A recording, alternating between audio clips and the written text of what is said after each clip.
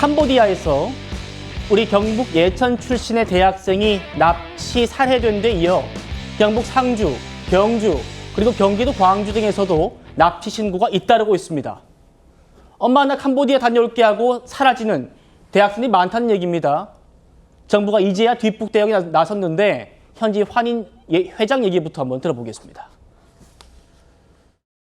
대부분 갇혀있던 사람들이 탈출을 합니다. 도망 나오면 이분들이 가지고 있는 여권이라든지 지갑 아무것도 없기 때문에 대사관이나 할인회로 무작정 택시 타고 오게 돼요. 일주일이면 한 5건에서 한 10건 사이가 오는 것 같아요.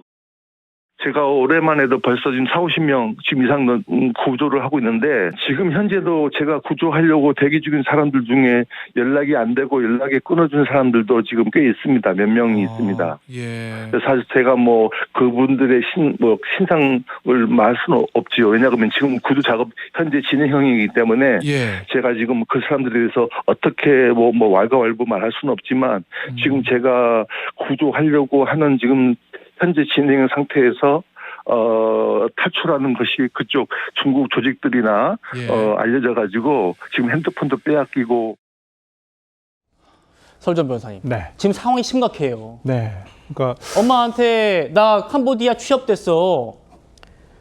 그렇게 해서 캄보디아 간 청년들이 다 연락이 끊긴다는 겁니다.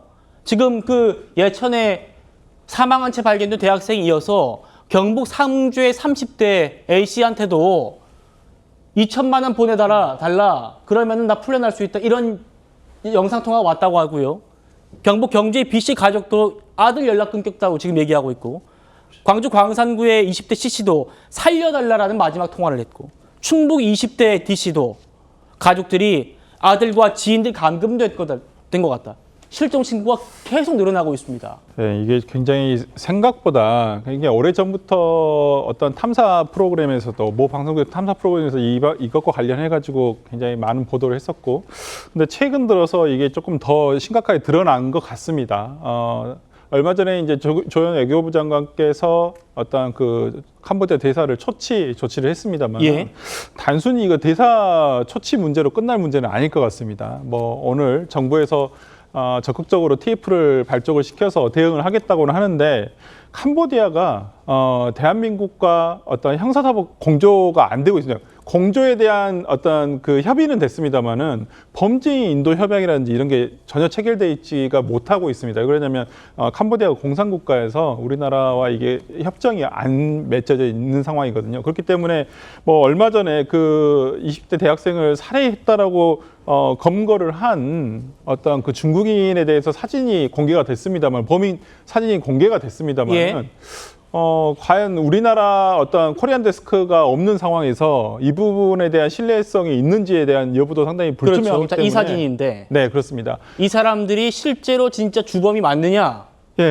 알 수가 없어요. 이건 그냥 캄보디아 검찰에서 이렇게 그냥 우리가 검거를 했다, 범인이 이 사람들이라고 얘기만 할 뿐이지 피해자가 지목한 내용도 아니고요. 그렇기 때문에 좀 참 우려심이 있고, 지금 문제는 피해 규모를 알 수가 없다는 것입니다.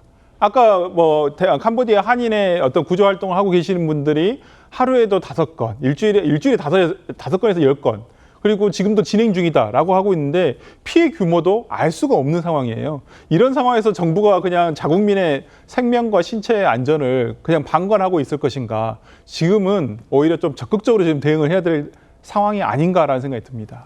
다시 한번 지금 캄보디아 검찰이 경북 예천 대학생의 살해 용의자라고 체포했다라고 밝힌 이 중국인 3명의 모습인데, 이 사람들이 실제로 진범이 맞느냐? 라는 데 의문이 든다는 겁니다. 자, 그리고 다음 사진 볼까요? 최 의원님. 그리고 오늘 이 사진도 굉장히 화제가 되었습니다.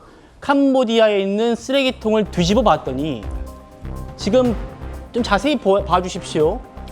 여권이에요, 여권. 여권 수십 장이 저 캄보디아의 한 쓰레기통에서 나왔다는 겁니다. 저 얘기는 범죄 조직이 외국인들을 납치 감금해놓고 도망가지 못하도록 쓰레기통에 여권 다 버린 정황. 중국인이 3명이 잡혔다고 캄보디아는 밝히고 있습니다만 이런 상황 어떻게 보십니까? 이게 그 저기에서 나온 게 지금 수십 장의 여권이라는 거 아니에요? 물론 저 여권에 한국 여권은 아직까지 없습니다. 네. 그래서 이제 아마 그 색깔별로 조금씩 다른 것들을 보면 뭐 태국 여권이 많고 뭐 네. 이제 동남아 뭐 이런 여권들이 굉장히 많은데 저걸 보면 결국 여권을 수십 명이 이제 그 범죄 조직에 빼앗겠다는 얘기가 되는 거고요. 예. 그렇게 되면 그 사람들이 현재 감금돼서 뭐 온갖 형태의 어떤 형태로든 그 뭐 생명의 위협을 받고 있다고 우리가 추정하는 것이 당연한 것이고요. 그런데 이제 최근 저 범죄를 저지르고 있는 사람들 주변의 여러 가지 첩보들을 종합해 보면 그 범죄의 표적이 그런 나라들에서 이제 한국인으로 많이 그 옮겨오고 있다. 최근 몇 달 사이에 뭐 이런 예. 얘기들 아니겠습니까? 그건 이제 한국인이 그 사실은 다른 나라 사람들에 비해서 훨씬 더 그 저런 돈을 갈취하기에 쉽다. 뭐 이런 것 때문에 아마 범죄의 표적이 되고 있는 것으로 보이는데 저런 내용들을 보면 결국 지금 이 시간에도 사실은 우리 아들이 실종됐다. 뭐 이런 얘기들이 전국에서 신고가 지금 맞아요. 본물처럼 쏟아지고 있다는 얘기 아닙니까? 예. 그러면 저기에 한국 여권이 없다는 거 하나로 우리가 안도할 일이 아니고 벌써부터 그 주 캄보디아 한국 대사관 측에서 이 문제를 해결하기 위해서 진짜 노력을 많이 했어야 되는 상황이 분명한데도 불구하고 지금 상황이 이렇게 그 사망 사고가 나니까 뭐 지금에 와서 이런저런 이렇게 분주하게 우왕좌왕하는 모습을 보이는 것이 굉장히 좀 안타깝다. 지금부터라도 사실은 총력전으로 대응하면요, 충분히 가능한 일입니다. 예. 지금 각종 보도를 종합해 보면 예를 들어서 인도 같은 경우는요, 최근에 거의 700명 이상을 구출했다는 거 아니겠습니까? 말레이시아도 마찬가지입니다. 예. 뭐 수백 명을 구출했다는 거예요. 그러면 우리는 인도나 말레이시아처럼 왜 적극적으로 대응을 못 하느냐. 직접적으로 대응, 뭐 공산국가니까 직접적으로 대응을 못 하겠다고 한다면 뭐 여러 가지 그 외교적 수단이 많이 있습니다.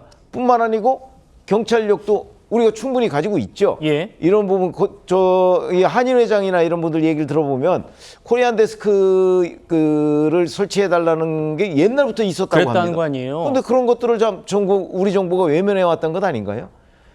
지금 당장은 이제 급하니까 뭐 어떤 대응 조치로서 우리 정부가 취할 수 있는 모든 것을 취하고 나서 나중에 왜 이렇게 대응이 늦었는가 하는 부분에 대한 진상규명도 반드시 해야 된다고 말씀드립니다.